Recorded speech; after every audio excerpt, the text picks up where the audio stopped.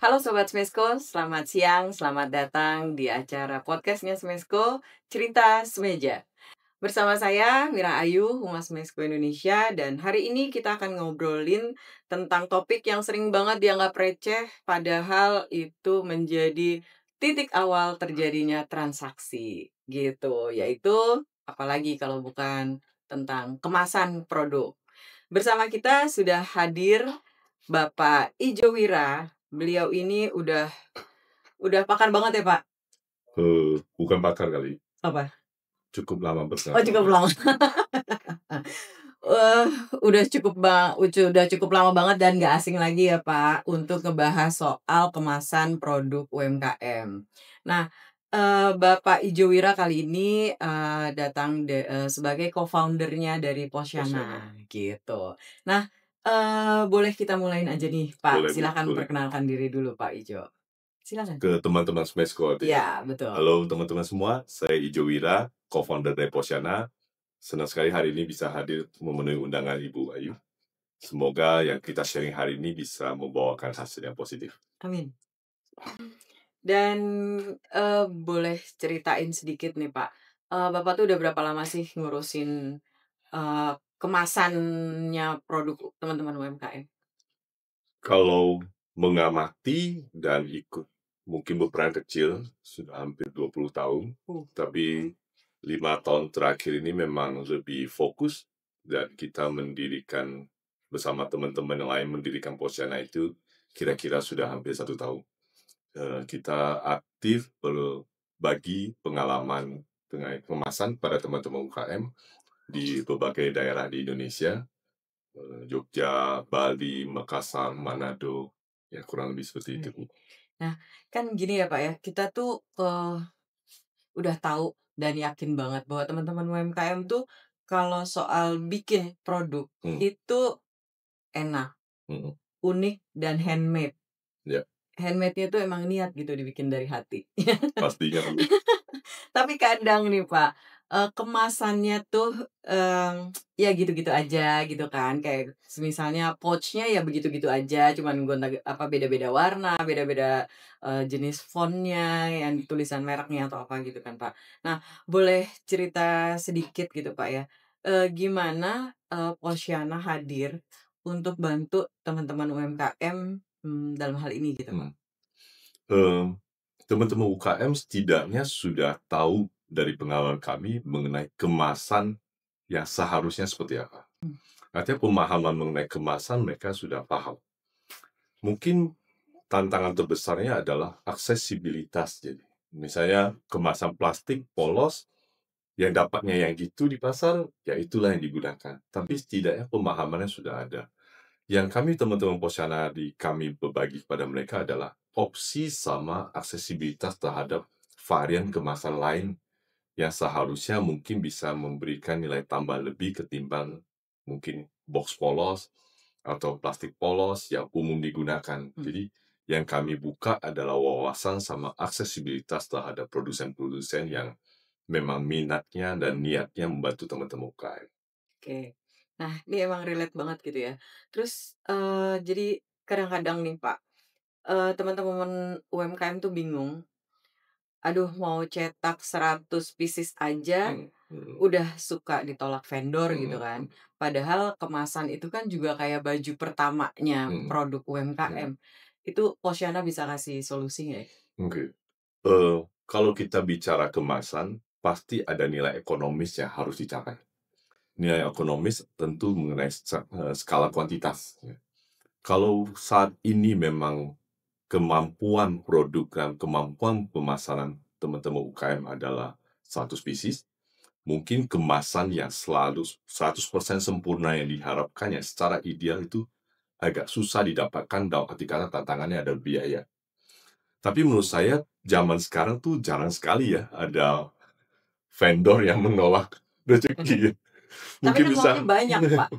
posisinya adalah yang kami bagikan adalah opsi. Misalnya, kalau bisa beli 100, oke, 100 yang bahannya cocok, plastik untuk kacang, bahan apa yang cocok?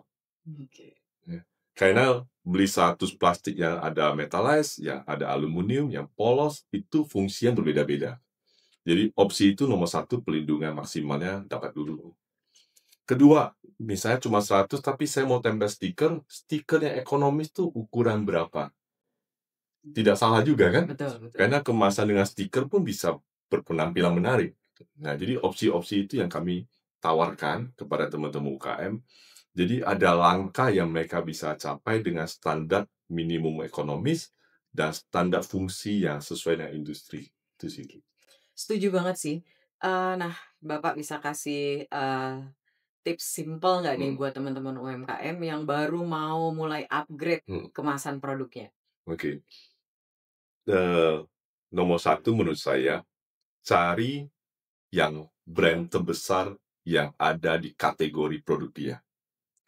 Proses belajar kan adalah mulai dari membaca, meniru, jadi kalau misalnya kita bilang keripik pisang, otomatis keripik pisang ternama di Indonesia, produknya siapa, Mmm. kemasannya seperti apa, ukurannya berapa, ya setidaknya kita tiru dulu dah. Oh, Tips nomor 1. Tips kedua, ya aksesibilitasnya harus besar. Mungkin teman-teman ikutin podcast ini, datang ke Smesco, sharing dengan teman-teman Smesco, itu adalah salah satu cara paling positif sih menurut saya. iya. Tapi, kadang-kadang Pak ya, kita tuh, teman-teman UMKM tuh mikirnya langsung, "Aduh, packaging-nya, mau kayak gitu, ini pasti mahal nih," Mhm, gitu kan. mhm, Nah, terus, padahal sekarang tuh kan udah banyak banget gitu kan, kayak kayak tadi, Pak Ijo bilang, ada banyak solusi kreatif ya, yang bisa, dimanfaatkan mhm. sama teman-teman UMKM. Kalau boleh, tahu nih Pak, UMKM yang udah dibantu Posiana itu biasanya tuh dari sektor apa aja? Posiana mungkin kita boleh bilang 70-80% sektor makanan, snacks dan sebagainya. Oke. Makanan lah, lebih banyak di sana. Oh, begitu ya, Pak. Nah, terus, eee, kira-kira udah, eee, kan balik lagi tuh, Pak, skala teman-teman mikro yang udah Posiana bantu tuh, Hmm. masih mikro kah? Atau udah kecil atau menengah? Mhm. Atau masih, ultra mikro malahan yang baru-baru mulai berusaha tapi dananya terbatas gitu? Oke.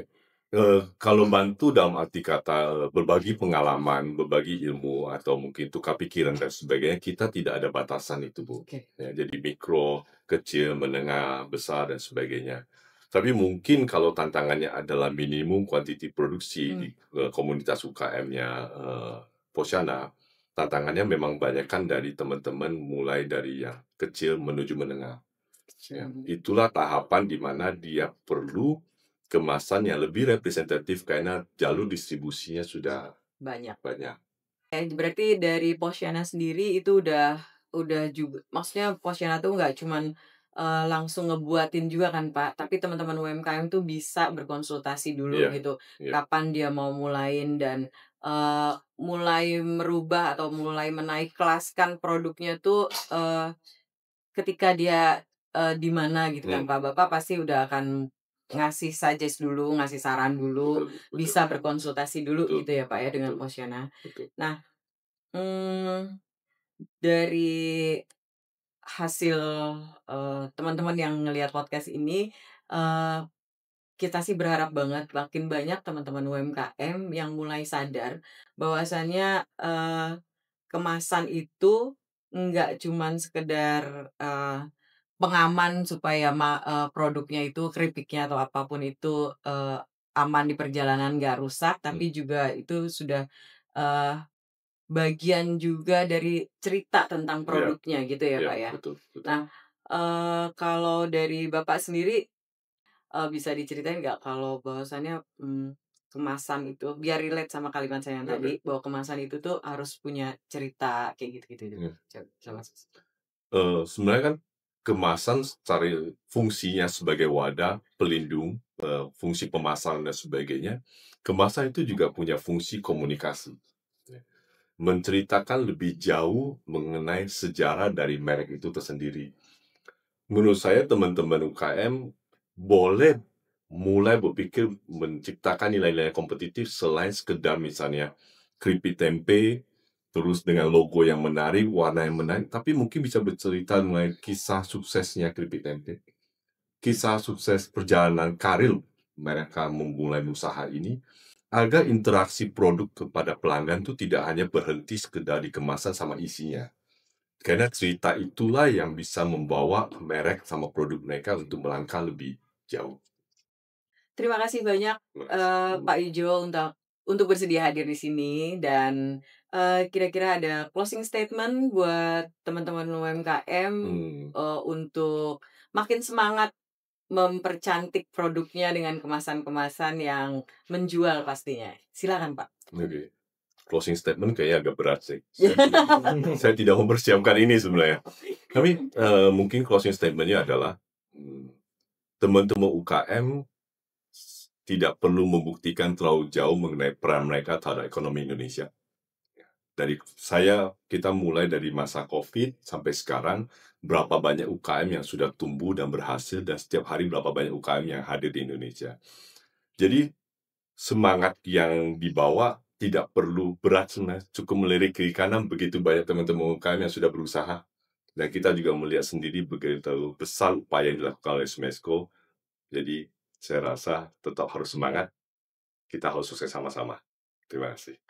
Nah, teman-teman ingat ya, jangan tunggu gede usahanya baru, berpikir tentang kemasan, Iya. tentang packaging. Jadi, dari awal ketika mau berproduksi itu udah penuh dengan niat, juga dengan kemasan yang udah mulai dipikirin nih, bentuknya seperti apa gitu. Dan balik lagi sekali lagi terima kasih Pak Ijo Wira dan buat kalian yang mau tahu tentang Posyana, kalian bisa reach Pak Ijo Wira dan timnya di Instagram posyana.id. Dan sampai jumpa di episode berikutnya. Sampai jumpa.